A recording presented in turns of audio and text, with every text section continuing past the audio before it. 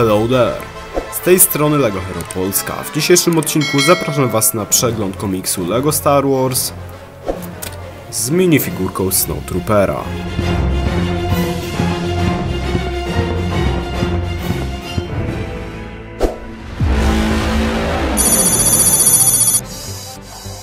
Tak jak zawsze przy komiksach mamy tutaj kilka postaci na samej górze, poza tym jest też logo LEGO Star Wars, napis Comics, informacja o tym, że w środku dostaniemy aż 6 komiksów, no i poza tym dostajemy tu minifigurkę Snowtroopera, więc jest też okładka taka tematyczna, ponieważ schod. Jak widzicie, cena na szczęście nie ulega zmianie.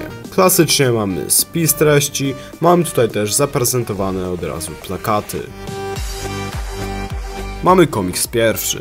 Wyścig po śniegu. Komiks numer 2 pod tytułem Pora uderzyć. Następnie komiks trzeci o Darcie Maulu, a konkretnie o jego rozczarowaniu.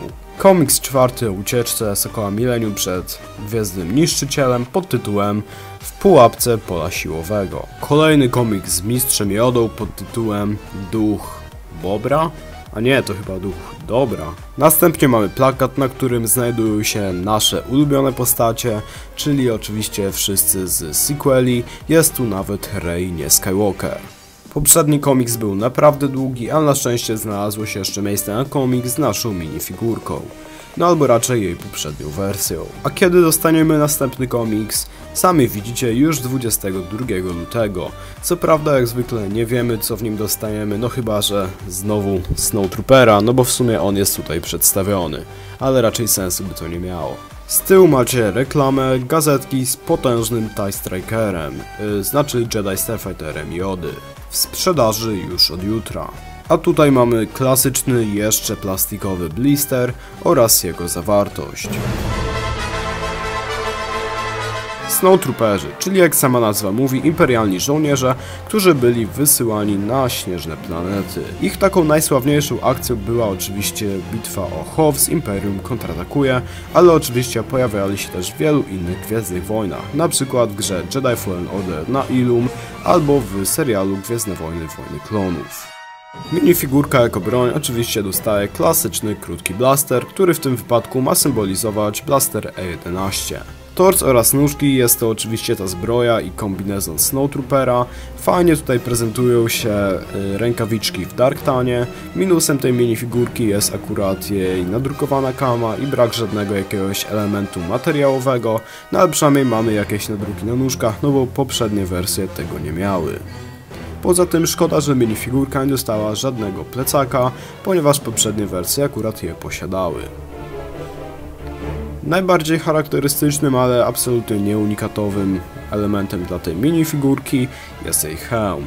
Był to mold specjalnie zrobiony pod Snowtrooperów w 2014 roku i jest do teraz używany, no ale w sumie się nie dziwię, bo bardzo dobrze się prezentuje. Pod hełmem mamy kobietę.